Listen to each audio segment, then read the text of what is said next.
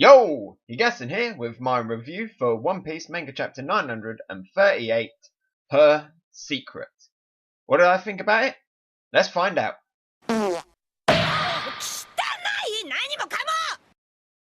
So we start off with another cover page spread. This time we got Crocodile with sparrows bursting out of his chest, but they're not bursting out, they're actually playing, they're having a sand bath in amongst his sand.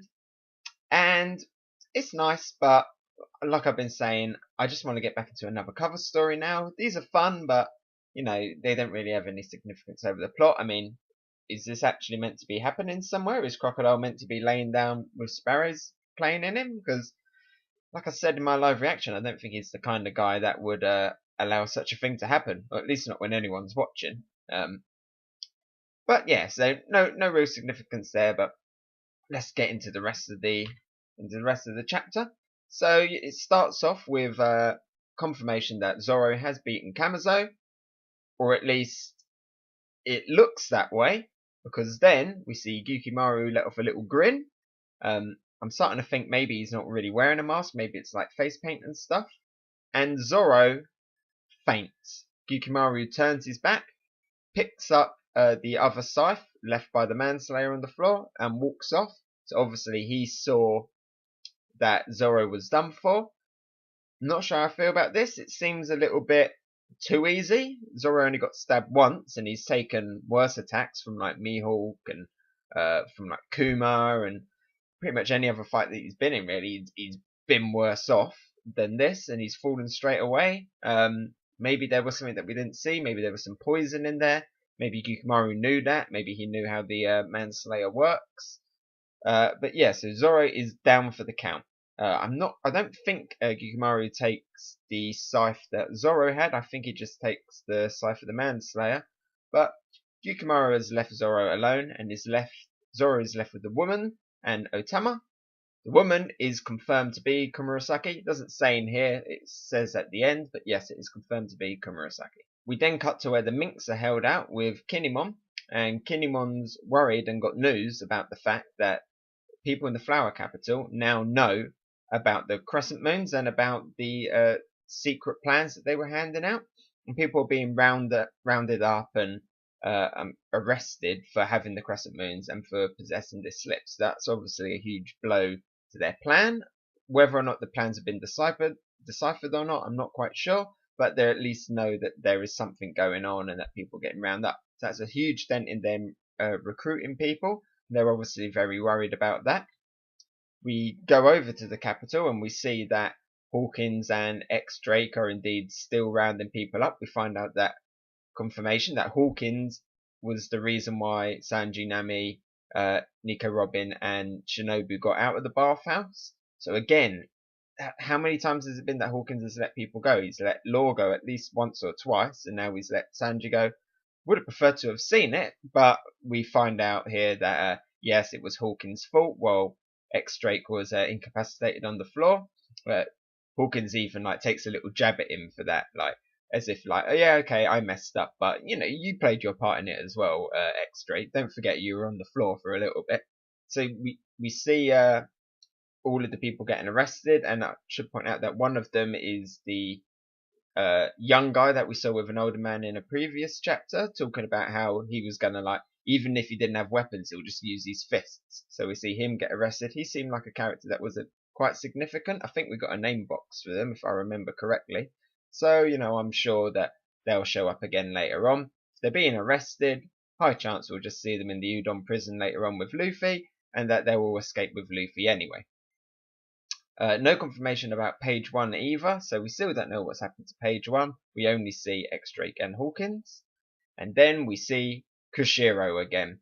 And he is meant to be mourning the death of Komurasaki, but obviously we know that Komurasaki has survived. And I'm assuming he very much knows that Komurasaki has survived. We'll get into something towards the end of the trailer, but he's definitely an interesting character and definitely one to keep an eye on and watch. I'm assuming, though, he is the one that leaked the information about the secret plans, because again, we see him with the secret plans in his hand, and he's openly talking to someone about it, and how the Shogun is mad after finding out about these. So where his allegiance lies is not sure.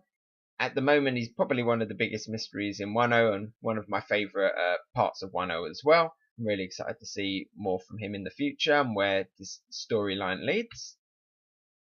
We then again cut to Ebisu Town. Lots of cutting again in this chapter, you know. It's about time we start getting the characters a little bit more together.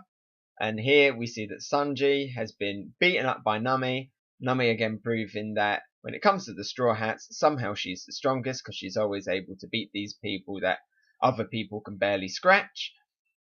Of course, it's for comic effect, but it's always weird. Sanji's ballooned up. He looks kind of like Usopp in Drum Island. His face has got bumps on top of bumps on top of bumps. And also in this scene, Shinobu and Law are butting heads. So there's a little bit of tension in the ranks. Shinobu is being very hardline, you know, very much a ninja. Your crew, they got captured. Forget about them. You know, they should be sacrificed. We don't know if they leaked the information. Law is being adamant that his crew would never do that.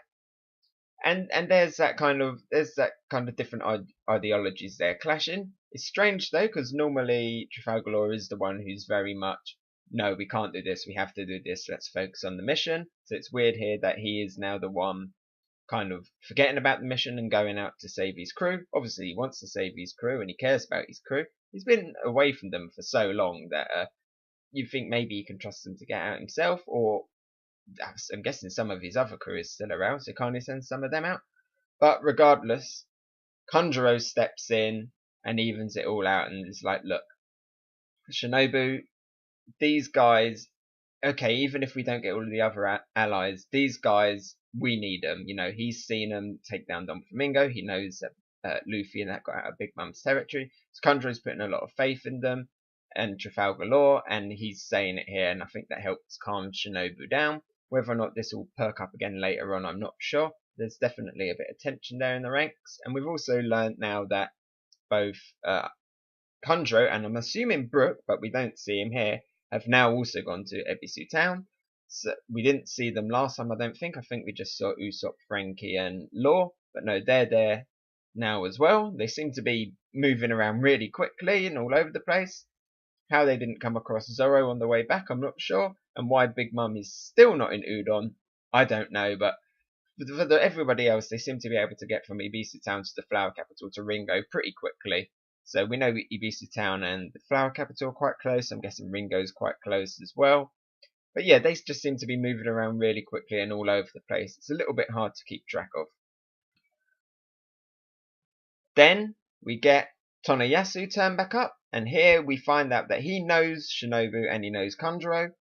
I'm assuming he probably knows them from way back in the day. I'm imagining he was quite young back then, so probably only a little kid. Maybe looked up to them as like this great ninja, this great artist slash samurai, I guess.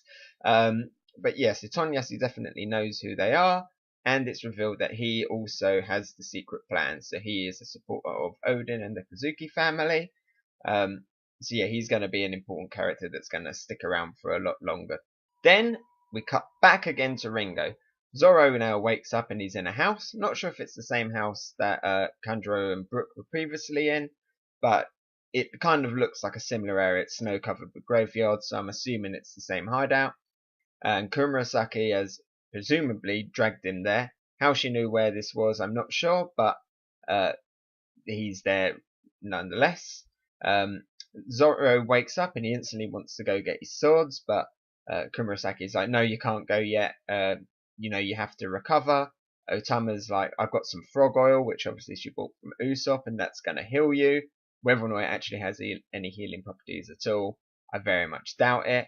But yeah, so Zoro is definitely down for the count. She even grabs his arm and he's like, ow, ow, ow, that hurts. So it's still a bit strange that Zoro is so badly hurt from that one fight.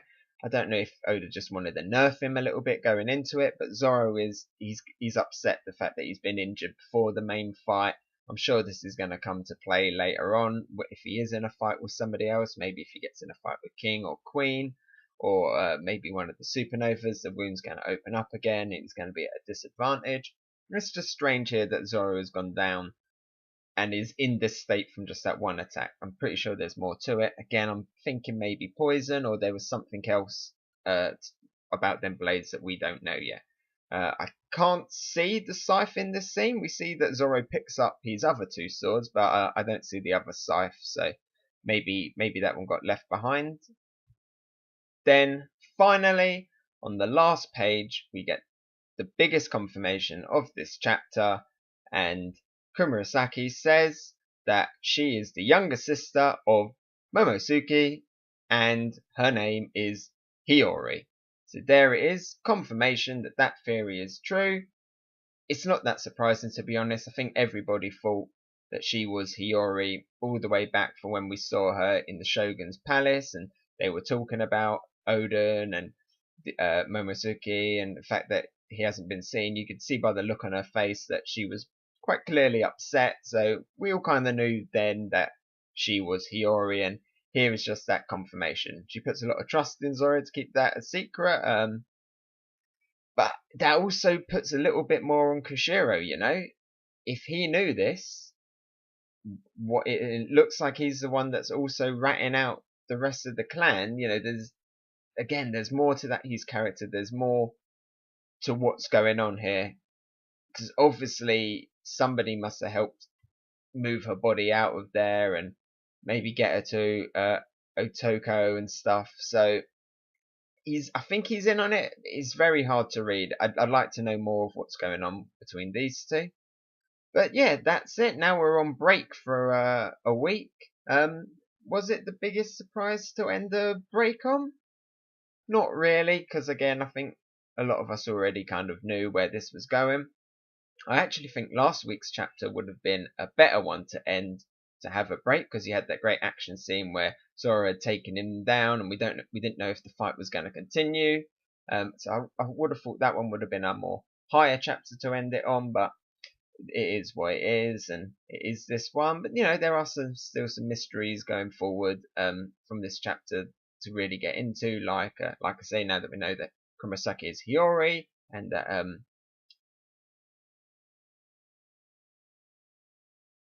Tonoyasu is also part of the rebellion. So still a lot of good stuff. Also, maybe finding out more as to why Zoro got defeated so much. There's just so many questions now that we need answering. And all we seem to do is just cut around from town to town to town. I'd like the group again to merge up a little bit more. It's good now that we've got Robin and Nami and Brooke, Frankie, Usopp and Law all in the same place, and Kondro and Shinobu. Although now it seems like Law is going to go off and save his crew, so I hope that doesn't again split us up even more. I'd rather just the groups stick into their larger groups now until we get later on more into the fights, then they can split off again. I'd just like to see that group dynamic together again. Overall, what do I think of the chapter? It was a good chapter, had some good reveals, but nothing groundbreaking. You know, I think, like I say, I think we all knew that Komurasaki was Hiyori. A little bit upset how the fight ended and how Zoro actually went down and took a win and a loss at the same time. The gag with Sanji and Nami, that was pretty funny, but overall, for a chapter that ends a break, it wasn't that good. I'd probably only give it a blue tier, I'd say. A high blue tier, but a blue tier nonetheless.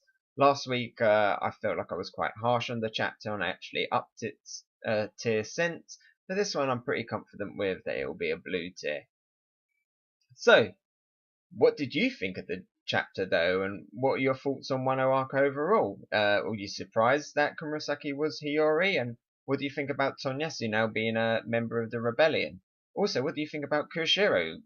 What do you reckon his part will play in the rest of Wano? Let me know in the comments below, and don't forget to like and subscribe if you like my content. I've been Hegassen, and I'll talk to you next time. Bye! Yes!